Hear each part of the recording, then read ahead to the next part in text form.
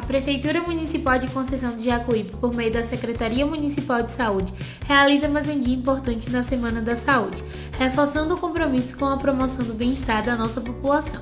Nesta quinta-feira, o Centro de Especialidades se transformou em um grande polo de atendimento, reunindo profissionais de diversas áreas da saúde e oferecendo gratuitamente serviços essenciais para prevenção, diagnóstico e cuidado.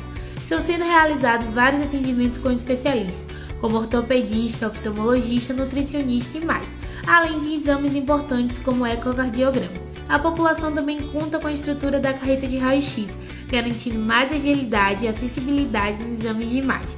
Essa ação faz parte de uma semana dedicada à saúde, ao cuidado com a vida e à valorização de cada cidadão, porque para a nossa gestão, saúde é prioridade e cuidar das pessoas é uma missão diária.